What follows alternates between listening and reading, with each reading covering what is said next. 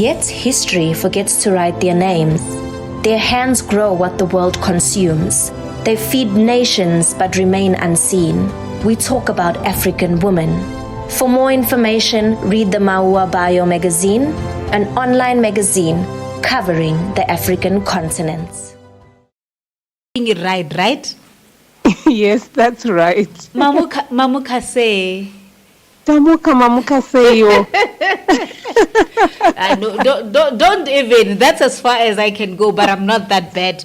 You know they say. No, that's impressive. No. You know they say whatever it is, just make sure you are able to greet somebody in their language. That makes them feel welcome. So that was me warm welcoming you to 011 Radio, ma'am.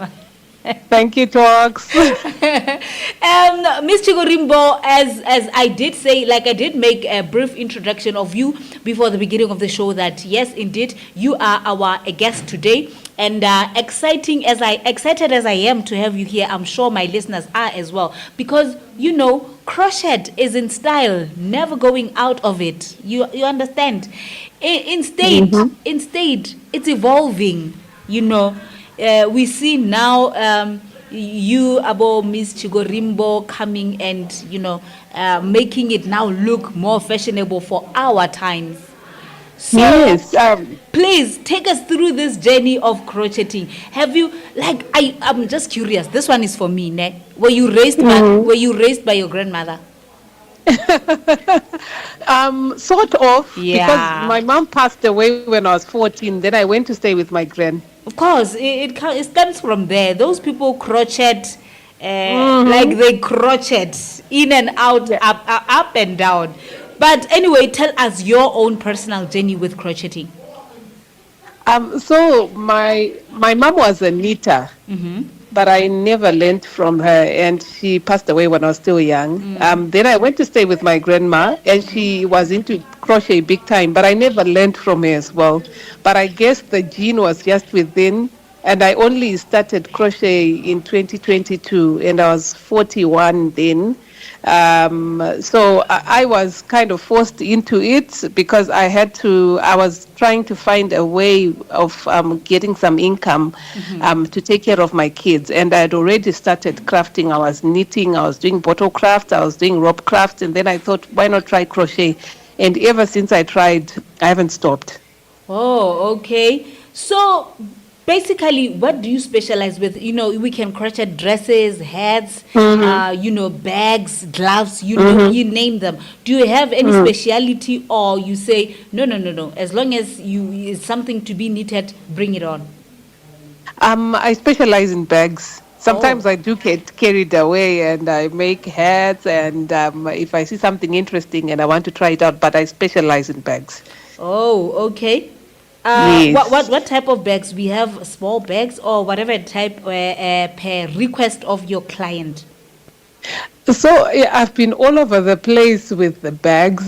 So initially it was totes. I would make totes, and then I tried handbags, various designs, and then I also tried backpacks, and people loved them. So I do make backpacks. I do make laptop bags, and sometimes I do make messenger bags for men, because men keep complaining that, so you know, you keep making these amazing bags, but there's nothing for the guys, right? So I do make messenger bags for men. So it's just a wide range of designs.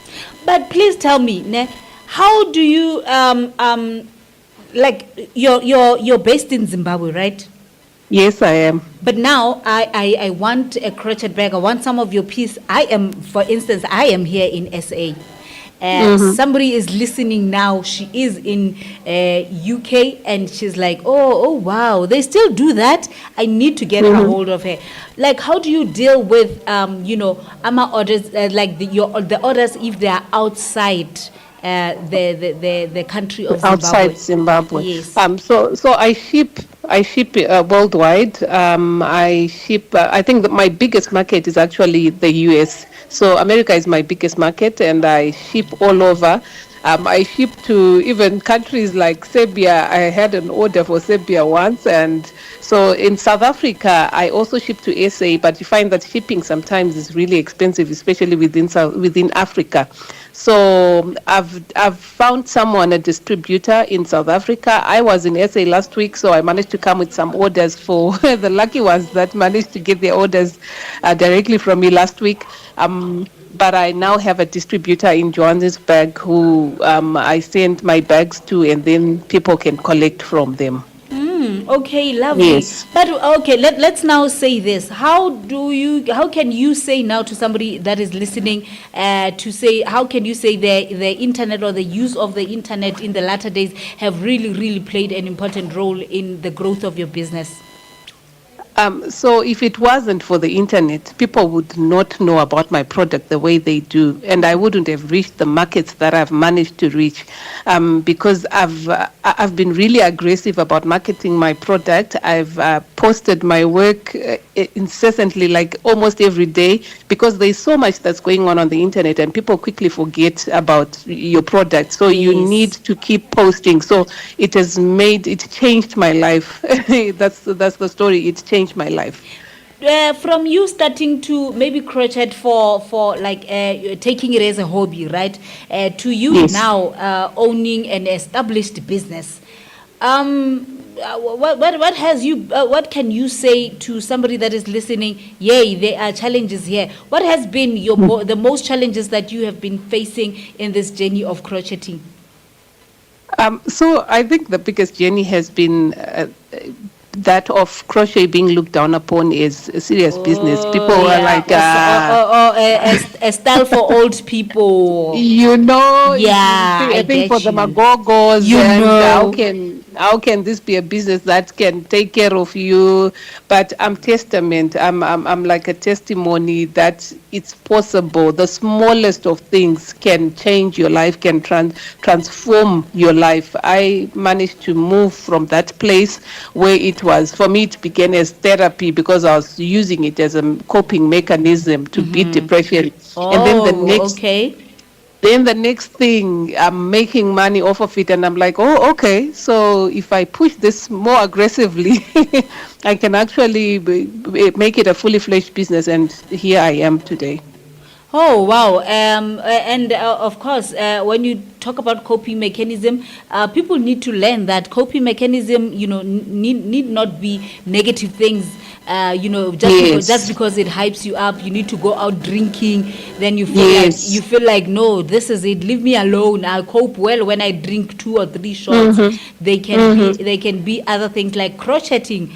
Play with your crotch and then come up with something beautiful. Otherwise, we want to also find out, Miss Chigorimbo, what inspires you? What inspires your work? Like, where do you draw your inspiration to come up with these beautiful pieces that you create with your crotch?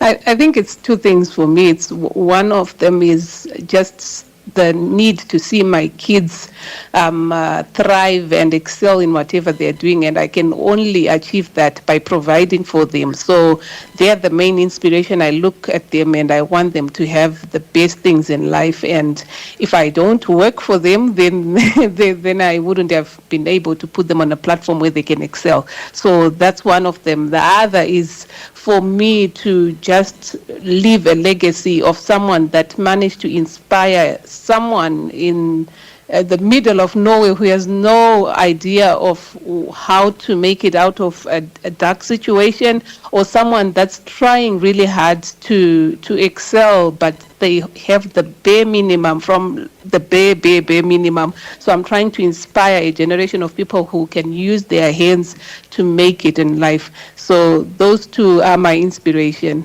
Oh, okay. Now, somebody is sitting there at home with the mindset that we just, touched on, that crochet is for old people. Please, just inspire my people today while you're here with us to, get out of that, mindset that they have about crocheting. I mean, if you go on Instagram right now, if you go on TikTok, look at the artists that we hype, most of them, when they're going on the live shows, they're wearing crochet. So it's now a multi-billion-dollar industry, and we are trying to. In fact, the sexy has been brought back to crochet. I'm telling you, I am The telling sexy you. has been brought back. So, and I tell you, there's a crochet revolution right now. I see a lot of college students are doing crochet. It's the young generation that are so much into crochet. There's all this, and the fashion that's attached to crochet right now is not fashion that can be worn by maybe a 50-year-old. It's